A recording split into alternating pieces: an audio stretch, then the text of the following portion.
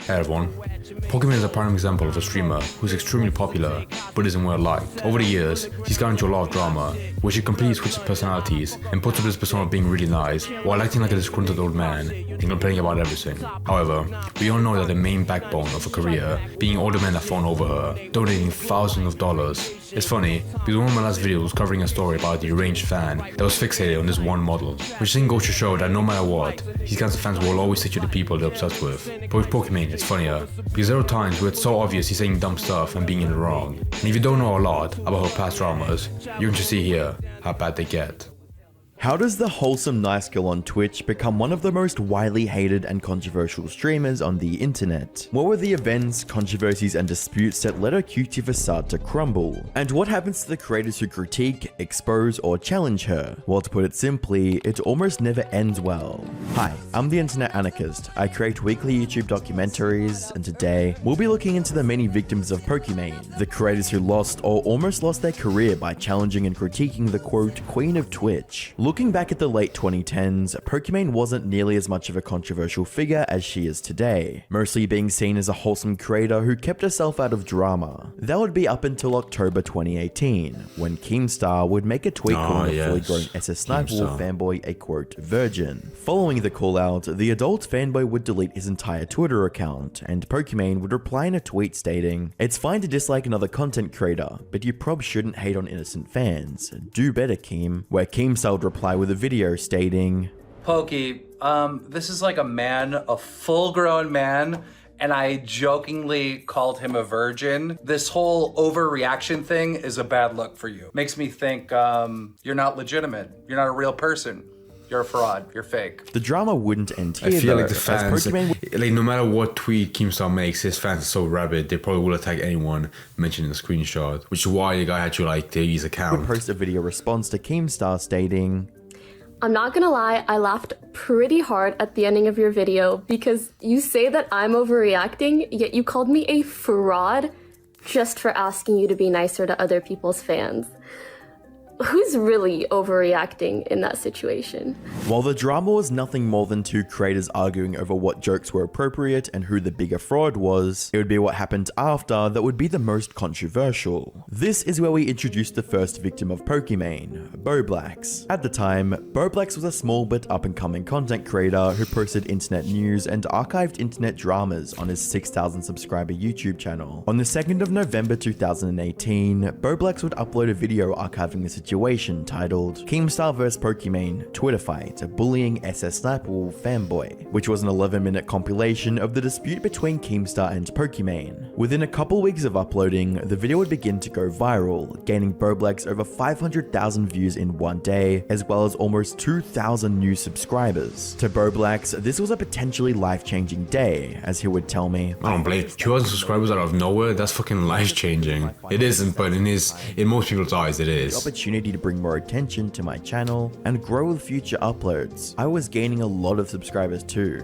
2,000 is a lot in 2018 YouTube. Unfortunately, that success would be cut short after he received a copyright claim and later a copyright strike from Omnia Media, a multi-channel network affiliated with Pokimane. By the 6th of November 2018, Boblax took to Twitter to express his thoughts about the situation. Gotta love YouTubers Pokimane putting false copyright claims on my video and forcing them to be taken down for up to 30 days. What followed was a flurry of tweets and YouTube uploads that detailed the steps Boblax was taking to Those are the most dried things I've ever seen in my life. Pokimane directly, to talking about it to Keemstar and various other YouTubers in hopes of resolving the claim. Although Pokimane's intentions weren't clear, leading Boblax to make various speculations, it was evident that her actions were specifically aimed at this channel, given that other videos using the same clips remained on the platform. I'm just kind of making this video to show you guys like kind of the true side behind some of these YouTubers, because if you think about it, the only reason she took this down is because she didn't want me to have success, and there could be other reasons. His voice sounds way more different than it is nowadays. Plus people seeing those tweets she made to Keemstar, they're so embarrassing. Why are they still public on her Twitter? Why are other videos showing the same clip that just have less views still on YouTube?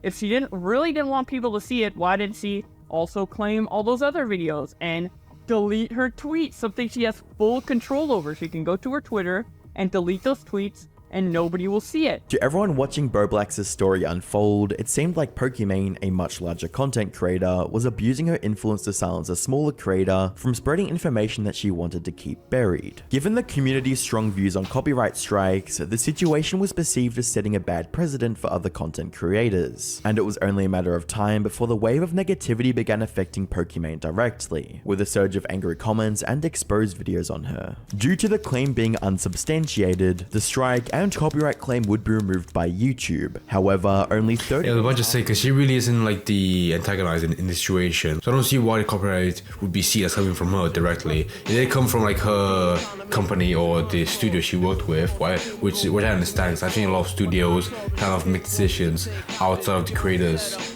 option. They mainly have more control, but most of the time what happens, like right here, the YouTuber talks to the studio and they take down the copyright strike because they don't really see it as like necessary. If there's one person I could see getting the copyright on Boblax, it would be Keemstar, because he's way more crybaby about this kind of stuff. I would hate seeing this kind of evidence. I would hate a video that has like 500,000 views to be about him like being the asshole, which he was, but that's been the main person I see him. Because I think it was kind of done for to immediately blame Pokimane, even though she very clearly, I'm not sure if she made a tweet, but she could have easily made a tweet saying like this was outside of my control, and therefore get rid of some of like the opinions that she was kind of like a shitty person putting them in the first place. Slowing his channel growth and risking his channel being terminated. Fortunately for Boblax, the public outrage pushed Pokimane to finally reach out to him directly 2 months later. Despite Pokimane not being the one to remove the false strike, Pokimane would get away without any major consequences. And that 6,000 sub creator is now a successful creator with a respectable 300,000 subscribers. Whilst Boblax's situation was coming to an end, a new YouTuber would enter the crosshair for Pokimane's wrath. On the 28th of December, a YouTuber by the name of Fainted uploaded a video to YouTube titled The Dark Side of Pokimane, in which he discussed Pokimane's recent misuse of the copyright system against Boblax, Davsev, as well as alleged hypocrisy.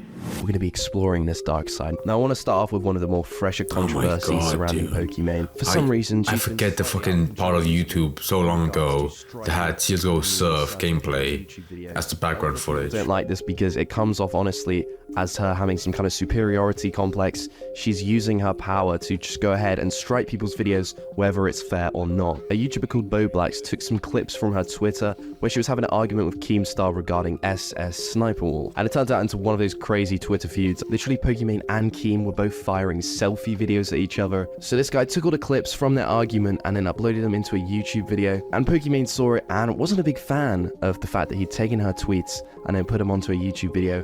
And she just thought, hey, I'm gonna strike this down, boys. I mean, claiming the video is one thing, but actually trying to take it down and issue a strike to his channel is just absolutely ridiculous, and a complete abuse of power regarding YouTube's copyright systems. She hopped into a Discord voice call with a YouTuber called Davsev. I mean, it's a pretty weird name, honestly. I don't really know how to pronounce it. This bloke uploads generic Twitch streamer highlights, clips, and compilations. I believe the reason for her originally inviting him for this call was due to him lying in her stream chat, claiming he would gift up to $5,000 worth of subs. Essentially, he was behaving like a bit of a schmuck. So she called him up to this. I love the word schmuck. During this call, she comes across his YouTube channel, and you know, it's a bit of a disaster, I've got to be honest. There's some shocking videos on there, mate. He continued by sharing clips of Pokimane making fun of Davsev's YouTube and Instagram, as she smugly threatened to copyright strike his videos on stream. While Fainted didn't have a problem with Pokimane being harsh to Davsev overusing clickbait and publishing barely edited stream clips, Fainted did take issue with Pokimane's attitude towards re-uploads, when a good chunk of her content is her reacting with minimal input. I'm so sorry that it takes you so much time to go to the top clips on Fortnite and then just right click and save all of them as, and then just like put them all into Premiere and then just like export it. I'm so sorry.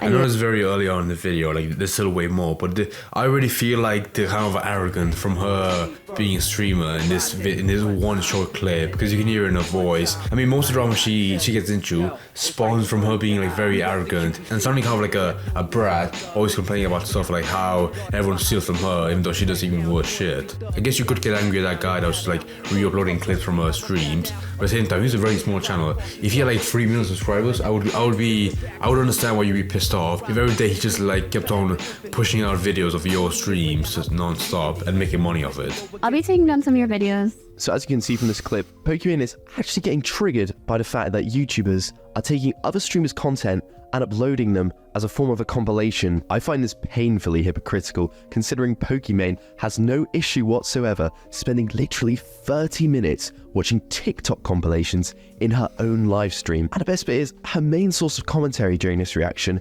is actually the sloppy moisture from her trough of cabbage leaves. Sloppy. Fainted argued that Pokimane was unjustly She eat maggots on stream.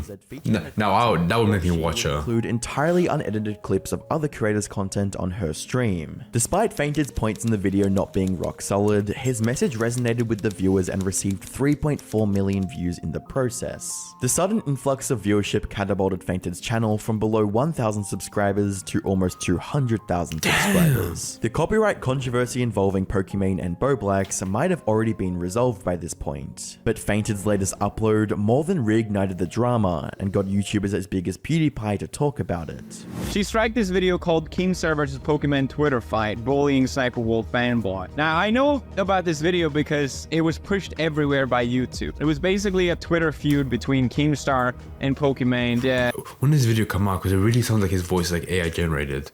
Like, hello bros, it's me PewDiePie, the guy you've known for many years. I'm definitely him. They uploaded videos to each other. I don't know, because Keemstar is illiterate, and for some reason Pokimane decided, yeah, I'll make a video as well. Now Dude, that mic sucks, dude. It sounds so bad. These two videos in together and uploaded it on YouTube.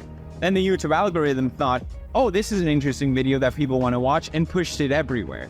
So basically this Twitter drama became a even bigger drama thanks to the YouTube algorithm. So in a way, I can understand why you want to take down this video, because this selected thing blows up and becomes even bigger thanks to YouTube's system being kind of stupid. At least I can somewhat understand the motivation of trying to take down that video.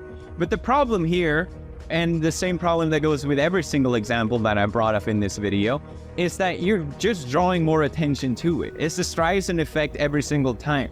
The more you try and hide something, the more people are gonna find out about it. That's what brought all these examples to light. Things were getting That's out so of true. hand. Plus, if I was a big enough streamer that people were making clips of me on their own YouTube channel, I wouldn't mind, because that's still like getting more of your name out there on YouTube. Especially if you do more streams than actual videos on YouTube, you do need like some people to cover you on that side as well, so you can get like more fans. If you paid someone to upload the clips directly to your channel, I would understand why you'd be pissed off if someone did the same thing, but on their own channel, you steal some of the attention and like the hype your name is getting. But if you're not doing that, then I really don't see a problem with someone else like putting clips of your stream on there. Plus, the worst that can happen is people watch the clip and they enjoy you, and then they can watch your actual streams, which is really not that bad. So I think it's way better to have someone at least like contribute to your stuff and put it on YouTube. Something needed to be done fast if Pokimane wanted to salvage her reputation. And by the 13th of January 2019, Pokimane published a video on her main channel titled "My Response to the Copyright Strike Allegations /PewDiePie/ Dark Side of Pokimane." Friends, there's been a lot of talk recently about copy striking, claiming videos, etc. And I want to sit down, have an open and honest chat with you guys so that nobody feels like I'm just avoiding it or not responding to things.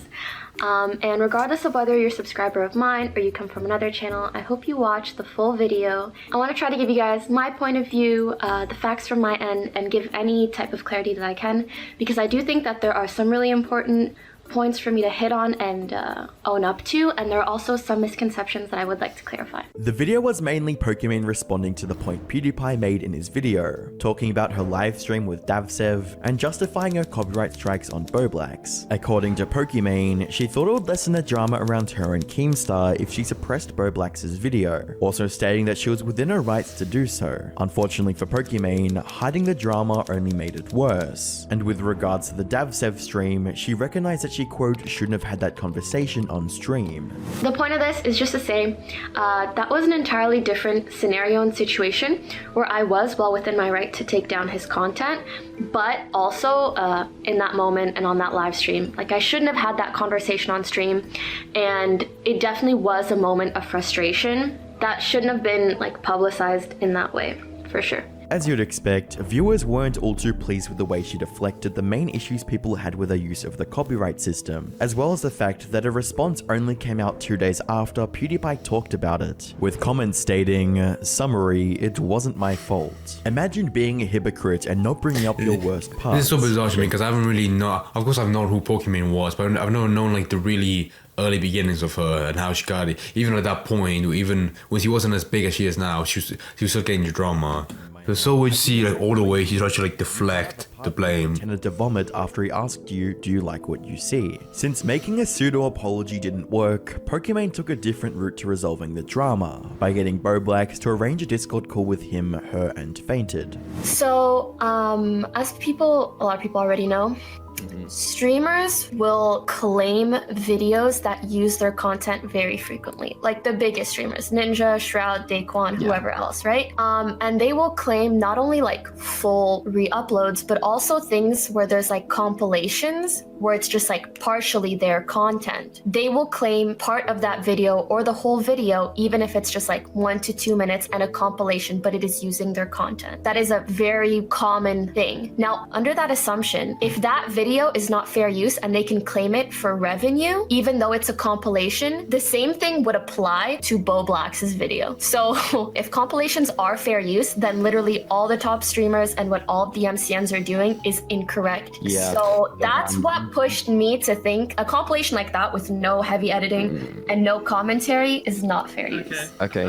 but you didn't obviously claim it just for monetization. You striped it, which is a different situation. Yes, but at the end of the day, my point is just whether or not it's fair use. Pokimane might have been able to put But in Boblax's defense, even though he didn't work very hard, he still had to compile all the videos. Plus, his main aim wasn't to make like one historical, like 2-hour-long documentary in the drama. He's very clearly open about the fact that he wanted to make like an archive of all the tweets, so people could go back and get like an easy understanding of what was going on. And to Fainted's critique of her with an interview. But the approach she took to silencing It's a Gundam was vastly different. On the 14th of May 2020, It's a Gundam posted a video titled "Simp Willingly Goes Homeless for Pokimane." The video mostly consisted of It's a Gundam reading tweets and making light of Pokimane's fans who seemed overly dedicated. I've seen like really awful like anime VTubers. This was way better. It was like I'm pretty sure that's a TF2 Scout.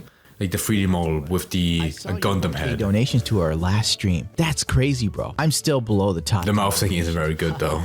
Poke Squad donated a little less this month because 4 months of rent were overdue, but still gotta do it. Poke Squad. Oh yeah, Pokey. Oh, I love. She's amazing. What does this one do? Pokey is kawaii. Then the next guy goes, "Yeah, man, I get it. My wife's been bugging me about this holiday I promised her like 8 months ago, but the squad comes first. Devoted #Poke Squad." Think about the state of mind you have to be in, where basically you're married, and instead of paying for a vacation that would probably get your wife off your ass, you gave it to Poke. Off your ass. Even though the video was very well received by viewers and everyone managed to get a good laugh out of it, Pokimane was far from amused. In situations like this, I don't want to keep letting... Is that Quinton Reviews? There's no way that's Quinton Reviews. So. Because most people will not go through the effort of looking up the tweet like I did. And so I have a voice and I want to utilize it to stand up for what I think is right. I have a voice and I have a salad I can eat that would be really annoying to listen to in clips. To be fair, I actually can't believe anyone would sponsor these shenanigans. And I will say, for this company... Are we living in the 1920s? Schmucks, shenanigans. Ever reach out to me, if I ever see you in my inbox, on site. On fucking site. Like, no company should do that just about ever. Oh, is this a video where some random dude behind a VR machine calls a girl a thought for 20 minutes? Really want to put my logo on that one. Ha-ha. I really felt like he was making more fun of her fans than actually her. But attacking their sponsorships for it is a completely different story. Oh Pokimane's reaction to criticism has always been disproportional from the actual critique itself, and it was full on display with how she was willing to treat It's a Gundam. But in the end, Pokimane got what she wanted. And the sad thing is, I didn't walk away from this unscathed. I had a sponsorship kind of lined up with like a big video game company. Let's just say they're big enough that E3 they had their own press conference and special presentations? Yeah, that kind of went. So I hope you're happy. What a Pokey. fucking While bastard. losing a major sponsorship was a devastating experience for It's a Gundam, it was nothing compared to what happened to Leafy after he crossed Pokimane. It's a well-known fact that Leafy has always been a controversial figure on YouTube, from Twitter beef with Keemstar to entire videos dedicated to insulting iDubbbz. Leafy forged a career for himself around mocking other content creators and thriving off the resulting drama. However, these controversial tendencies would soon become his undoing. On the 30th of July 2020, following a 2-year hiatus, Leafy released a video with the title Content Nuke Pokimane. The video was just Leafy criticizing Pokimane for being a popular streamer with lackluster humor, lazy reactions, and horrible responses to any form of criticism. But around 11 minutes into the video, Leafy would make a statement that would spark one of the wildest debates in internet history. And if you ever happen to come across one of her big time fans, you know, one of those tier 3 subs, just on your way to the grocery store or whatnot, be sure to remind them that she has a boyfriend, because I think that they would really love to hear that little piece of information, and I bet she would too. And you know, I forget how fucking degrading his voice You is. could go for some discussion. She wouldn't mind that. I mean, I just think it would be a really interesting topic, and it totally wouldn't completely demolish her entire image in front of her fucking loser fan base. Now, it's important to remember that Pokimane had kept her relationship status a secret, and to the 2 million people who just watched Leafy's Content Nuke, this revelation came as a complete shock. In typical Leafy fashion, he created the hashtag #PokimaneBoyfriend to further upset Pokimane and her fanbase. Following the video, it immediately went trending on Twitter with almost 10,000 tweets in the first 6 hours, making jokes about Pokimane's tier 3 subs. The hashtag also rekindled hate from other controversies involving her brand, and simultaneously created a feud between YouTubers and Twitch streamers over which job was easier. Although Pokimane tried to play off the drama with tweets like, "It's time to come clean, hashtag #PokimaneBoyfriend," it was obvious the drama was getting to her, and by the 5th of August 2020, she decided it would be best to take a break. Hi friends, since quarantine began, it's been hard for me to find the same joys and motivation for creating content. The things I look forward to the most, like visiting my family, traveling, going to conventions, and meeting some of you, aren't possible right now. I hope you use this message as a reminder to take care of yourselves, disconnect from social media, go outside, pick up a new hobby, and hang in there. See you soon. Love, Emane. However, that didn't stop Leafy from making several more videos revolving around Pokimane.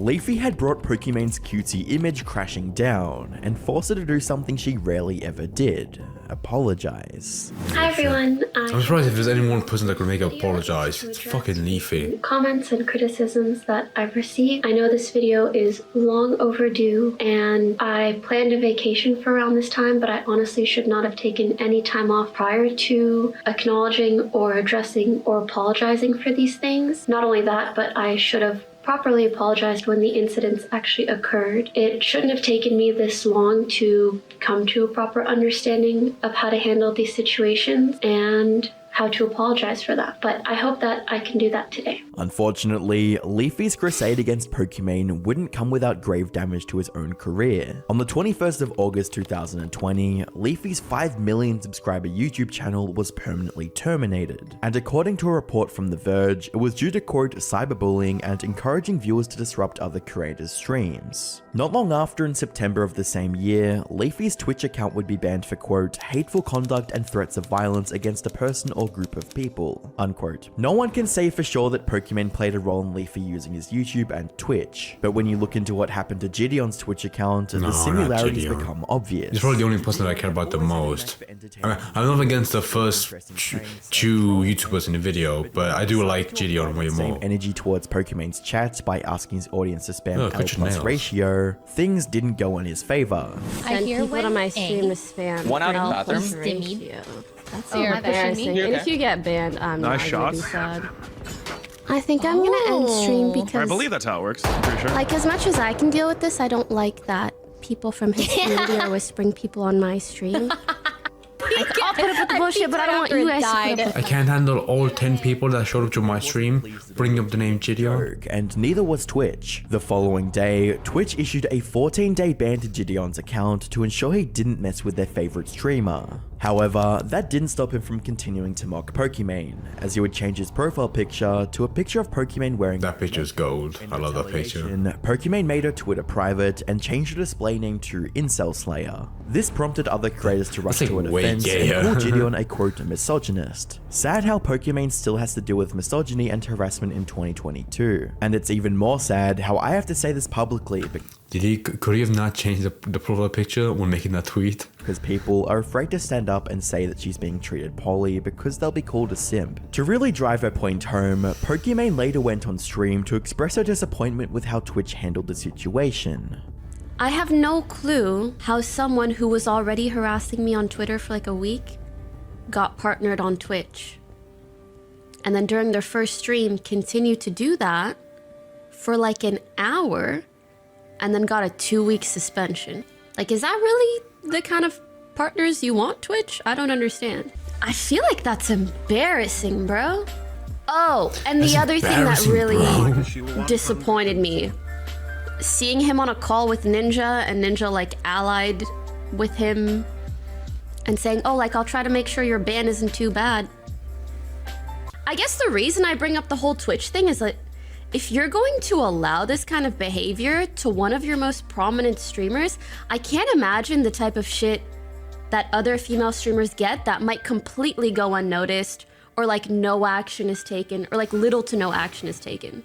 I obviously like greatly stand for BLM. I don't want that to be up for debate at all. So that was a cheap way for her to avoid being called racist. That term, just know it's because it's getting spammed and spammed with inappropriate things and not at all representative of my personal sentiments towards the movement. I'm literally out here just wanting to play Valorant or Minecraft on random evenings, and my existence is turned into like a gender topics debate. I didn't ask for this. Like, even taking myself out of the equation, that's what I find so embarrassing for the platform. Like, this is what you allow? No. This is what you want to partner? You could do better. Like, we as a collective can do better. Pokimane has very thin skin when it comes to any form of criticism or jokes that are thrown her way, and is even more than willing to use her privileged position on Twitch to take down anyone that offends her. However, Gideon did recognize that he stepped out of line and released a statement to share his thoughts and apologize. Quoting, "Looking back, I did do certain things completely wrong. My ideal content is to always put the joke on me, but I put the joke instead on others, which is going against what I stand for to begin with. I'm not too stubborn to sit back and listen to genuine criticism. It will make me better moving forward." Unfortunately for Gideon, he wouldn't get the chance. Following Pokimane's stream, Twitch changed Gideon's 2-week ban to a permanent one, and there was no doubt that Pokimane had a hand in it. I was about to make a joke about how she really tries to wedge her influence into it, but not making sure, like, I'm not saying they should ban him, but then, like, not adding anything else. You guys already know, I got banned on Twitch. My first day being partnered. If you don't know, go look it up real quick. It'll be really easy to find out why. But I'm not here to talk about why I got banned, because I deserve to get banned. It is what it is. I vote TOS. Oh, come on, What I am here to talk about is don't bend here to over. ask Twitch to make it fair. Because when Twitch first banned me, I got a 14-day suspension. But after other people reacted to my ban and voiced their opinion of that not being severe enough, my 14-day suspension went to a permaban, which I feel isn't fair. I feel that Twitch should keep my 14-day suspension, especially for a first-time offense, and not let outside factors determine, me being permabanned. Despite how bleak and unfair the situation seemed, Gideon wanted to put an end to the negativity, reaching out to Pokimane directly and collaborating with her. Yeah, it doesn't matter how much beef you have with a person, like, you can always just squash it. Like, because I don't want the channel just to be about pure beef unless it's about Tyrone. It's just so much more. I can really tell, like, she's gonna be way too uncomfortable. Because she's like way too much of a crybaby to admit it. At first I thought it was like a little shot at me, but then I was like, maybe you're just obsessed with it. So I got you a lifetime. She has an awkward white mom who hangs out with the other moms, but she hates them deep down. Oh, trust fall? Yeah. Are you really gonna catch me? This is our first trust fall. I'm 250 pounds of pure muscle. Please don't drop me. Okay. Pokimane has a history of overreacting when it comes to criticism or trolling. She deemed it necessary to copyright claim a video that featured drama she was involved in and showed little remorse years later. But I was like, maybe if we like kill this, because Keem had deleted his tweets already. And I was like, I just want this whole drama to be over. Yeah. And I made not the right call, in hindsight, to have that video removed. Attacked fellow creators' sponsorship opportunities over a joke and manipulated Twitch into banning someone permanently because she thought their initial punishment was too light. It's safe to say that Pokimane has a tendency to take advantage of her position as Twitch's top streamer, to censor or take down anyone she sees as a threat or nuisance. To make matters worse, Pokimane has extended her victimization strategies beyond just harming other creators, and decided to take advantage of her loyal fans with her latest product, Cookies, yes! At a first glance, this seems like a regular influencer product launch, but once viewers peel back the cutesy facade and marketing hype, they notice a few glaring issues. For one, the added 3 mcg of vitamin D that Pokimane uses to claim the product is healthy is far below the daily required dose for an adult. On top of that, Pokimane claimed they were working on the formula for over 2 years. However, it is almost completely based on a white label product that was discontinued, now being sold for 3 times the price of the original, at $28 per 4 packs of cookies. To add insult to injury, Pokimane made sure to label her fans who called her out on the cookies broke idiots in the latest live stream. When people are like, oh my god, $28 for cookies?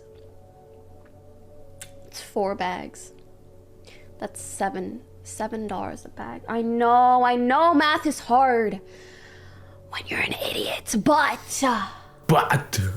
like, if you're a broke boy, just say so. As you can see, it's $7 for 1 bag of Mina cookies, which at a glance might seem like a better deal than the Costco ones that are $10, until you realize that the Costco ones have 3.5 times more cookies than the ones that Pokimane is selling, evidenced by the weight being 4 ounces on Pokimane's bag and the weight being 14 ounces on the Midnight cookies from Costco. Now, 4 divided by 14 is 0.28, so you are getting 28% of what you could be getting from Costco for only $3 more. But I'm glad he finished on the cookie part, because I think that's the one side that isn't nowhere near as big. Like the stuff with Gideon and all the other YouTubers that barely did anything, and she immediately got them shit with her own influence. I think that's way worse than the cookie stuff. I mean, even though the cookies were pretty expensive, for a streamer making their own product, it's not gonna be nowhere near as cheap as the kind of stuff you buy from a store like normally. Like whenever you see the most common kind of like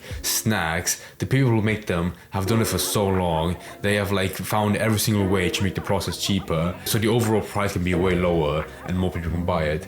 But with her, I can tell like the company she's worked with isn't as like wide scale as like some other companies, which is why I think they only sell via online. Because if they had other methods, I'm sure they would be way cheaper, but because it's kind of like small scale, they don't really have as much wiggle room to make the price kind of lower. I mean, and people also blame her for like making it so expensive, even though I'm pretty sure she didn't really have any say on how much it was. But she, at the end of the day, she was still like calling her fans broke for not affording it, even though you would have. I think when it comes to drama coming from your own fans, you don't really need to make like a statement being like, oh, you're broke. All you have to say is like, yeah, they're kind of expensive, but it's like even saying something fake like it's worth the price, even though it would sound kind of like bullshitty, is way better than insulting the fans who watch your streams and actually support you. By the end of the day, I think the ratio from people who dunk on her to the fans that support her and get to the point that she is now being fucking rich, it's greatly overweighed. I mean, I rarely see fans defend her. I think that's because they're kind of scared to like opt themselves out as like being huge fans of her, because they immediately get that simp label on them. So they would much rather stay quiet and let the drama pass by, which it does most of the time. But if you're a fan of her and you want to badly dry hump a leg, I don't blame you, even though you're degenerate, to be honest. Began to encounter with my counterpart to how to burn the block apart. Break it down into sections. Drugs by these selections. Some use pipes, others use injections. Syringe sold separately. Frank the deputy quick.